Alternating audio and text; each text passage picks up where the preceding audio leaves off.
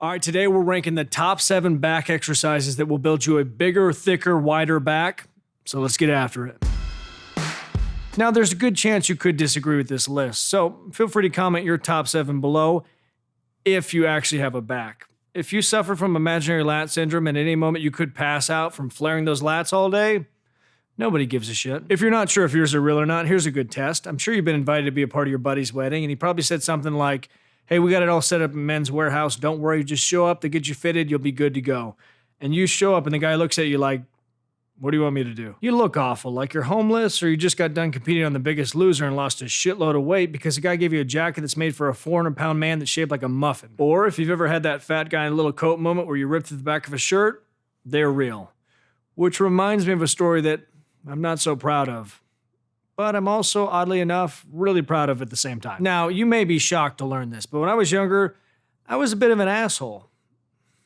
I know, shocking. Every year around Christmas time, I tell my family, whatever you do, don't try to buy me clothes because they're not gonna fit, and what you think looks cool is actually stupid. But every year they'd try, and one particular year they bought me 5 or 6 really nice designer dress shirts, and I must have been dieting because I really turned it on, but in a way that you knew that I hated everything about what you've done. Oh my God, these are great. I put on one shirt and flexed my back to purposely rip it. Now you're thinking, that's a real dick move. No. I went full-blown asshole. I proceeded to rip each shirt one by one, making a snarky-ass comment in between. "Oh man, I ripped another one. Perry Ellis is a real piece of shit, huh?" And then I looked over and said, "Hope you got the receipts." Now you can see why it's a moment I'm not so proud of, but I'm also incredibly proud of at the same time. All right, number 7 on this list, deadlifts. And one thing you notice about each one of these exercises is I'm very specific with either the form or the way you should do the sets. And with these, I'm talking those ridiculous high rep sets, 20, 30 reps. The ones when you get done, you feel like you just grew a tail. Those are the sets that separate the people that want to come to the gym, just lift something off the ground and pat themselves on the back, and the ones that say, okay, I'm going to strap in and I'm going to hurt myself, and I guarantee I'm going to grow from this. And possibly shit out my spine. Oh my God, how come deadlifts are 7? Because it's my list.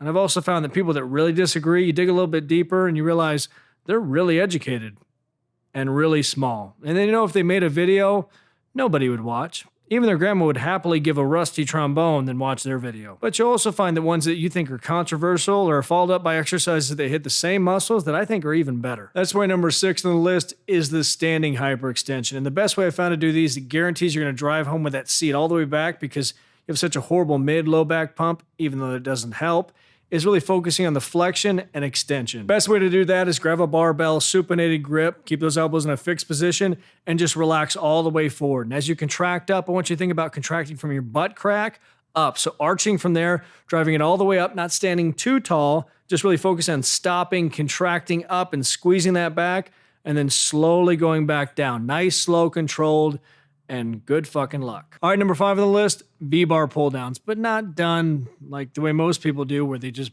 bang their chest, pull with their biceps. I'd actually take the people that really screw up and pull it right down to their junk.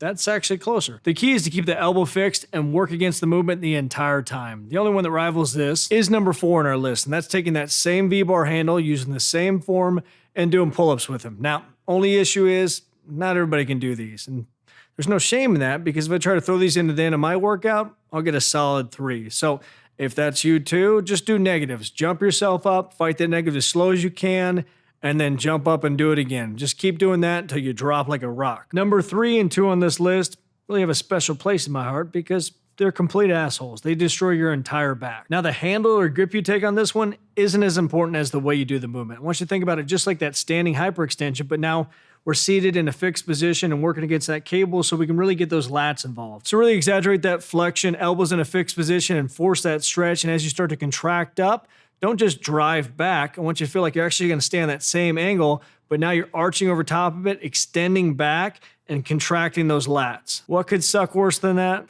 The dumbbell version. But the way I like to do these is flaring those elbows out to the side, high elbow row, to make sure I really target that upper back. And this is one of those exercises that I guarantee you could walk into the gym, just do this, and feel like, holy crap, my entire back is screwed.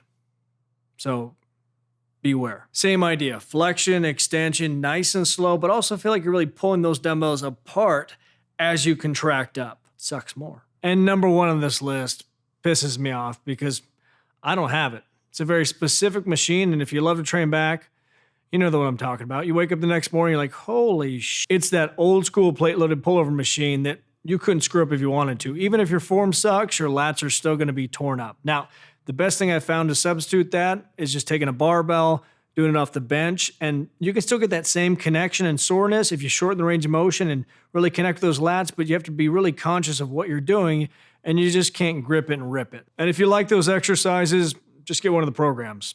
They're full of them. It's 30 days, 20 videos, $20. Pretty damn simple, and your grandma will thank you for it. Watch these two next, subscribe, notification bell, get after it, get growing. Talk to you soon.